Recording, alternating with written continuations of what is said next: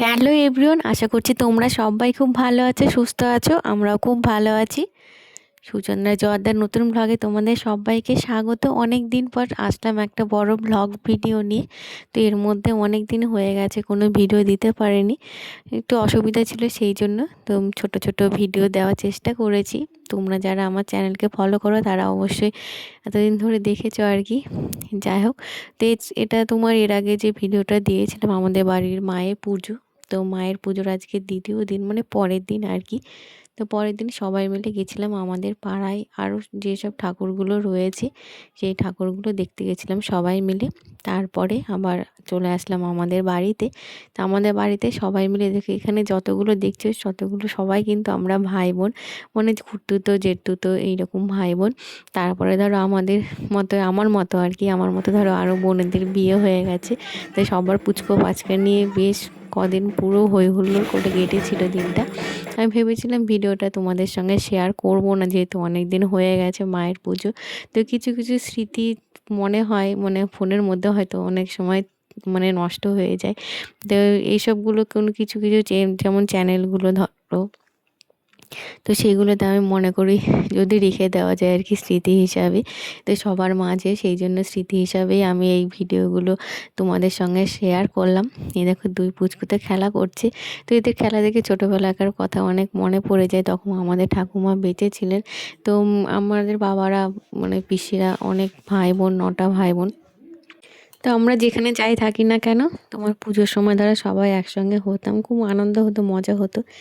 সেই সময়টা অন্যরকম, এখনকার সময় অন্যরকম। আমাদের থেকে আমাদের ছেলে মেয়েরা মানে বেশি আনন্দ করে আর কি। আমাদের আনন্দটা একটু অন্যরকম এখন, ওদের আনন্দটা মনে হয় বেশি। যাই হোক, তারপরের দিন আবার চলে আসলাম মায়ের বিদায়বেলা। তো আমাদের তোমার সূর্য ওঠার আগে মায়ের বিসর্জন হয়, যেহেতু তোমার ধরো দুদিন ছিল, অমাবস্যা থাকলে তো বিসর্জন হয় না। তারপরে তোমার বিসর্জন আজকে হবে। তো এটা আমার মেয়ে জেঠিমা, ছোটো পিসিমণি আর ওখানে জেঠু বসে রয়েছে। তো আমরা সবাই মিলে এখন মায়ের বিসর্জন দিতে যাব।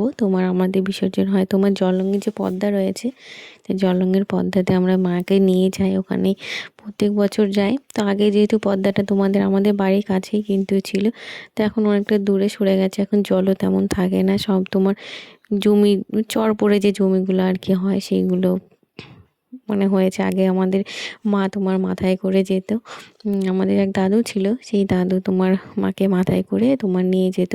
তো এখন সেরকম মানুষ আর নেই, দাদুও নেই, আর সেই জন্য তোমার মাকে গাড়িতে করেই তোমার নিয়ে যাওয়া হয়। তারপরে আমরা সবাই মিলে টোটো করে যাই, আর যে যেমন পারে আর কি, বাবারা জ্যাঠারা হয়তো বাইকে গেল, আর আমরা মেয়েরা টোটোয় করে তোমার বিসর্জন দিয়ে তারপরে আসি।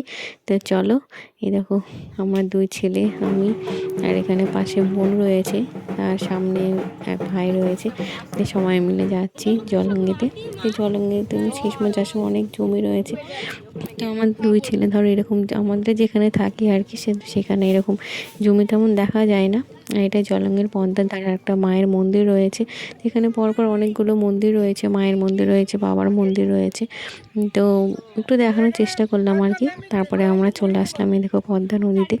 নদীতে এসে দেখি মানে নামাটা বেশ অসুবিধাই হয়ে যায়, যেহেতু এবার ধরো প্রচুর বৃষ্টি হয়েছে, মানে অনেকটা জল জমে গেছিলো। তো জলটা উঠলে ধরো যে চরগুলো রয়েছে, চরগুলো ভেঙে চৌচির হয়ে গেছে, মানে হাঁটার রাস্তাটা রয়েছে, কিন্তু মাকে নিয়ে আসতে একটু অসুবিধা হয়েছিল। তো ঘুরে আসলাম আমরা সবাই মিলে।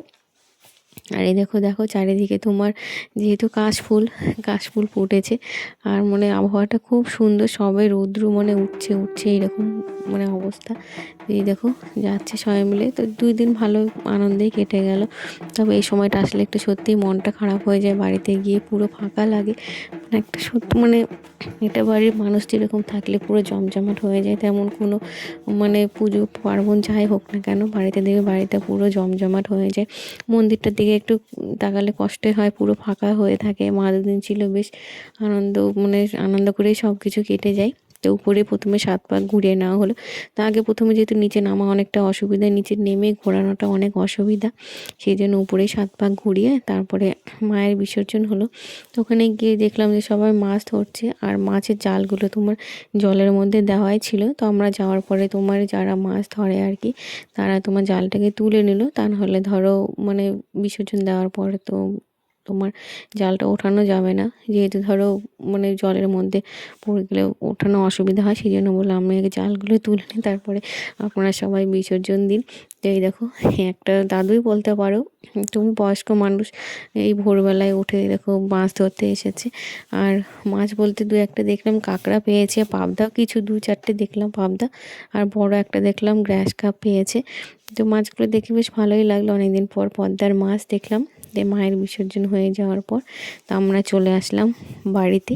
তো মোটামুটি সূর্য উঠছে উঠছে বুঝতে হবে, থেকে জলের মধ্যে সূর্যের ছটাটা পড়ছে, বেশ ভালো লাগলো। তারপরে আমরা বাড়িতে এসে একটু সকালে সবাই মিলে একটু টিফিন করে নিলাম। সকালে ছিল এই যে লুচি, লুচি খাবে লুচি, না হলে ডাল, তোমার একটু ঘুগনি ছিল, আর সঙ্গে মুড়ি ছিল।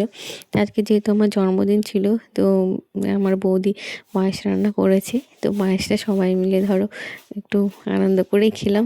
যেহেতু ধরো আমার শ্বশুরমশাই এবার মারা গেছেন, 1 বছর আমাদের হয়নি, তো বাৎসরিক কাজ যেহেতু হয়নি সেই জন্য কেক কাটাটা ঠিক না। তো পায়েসটা যেহেতু ধরো মানে শুভ, সেই জন্য আর কি পায়েসটা সবাই করে দিয়েছে। এই যে আমার এক দিদির মেয়ে, তো খুবই আনন্দ, ওদের আনন্দ দেখতে বেশ ভালো লাগে।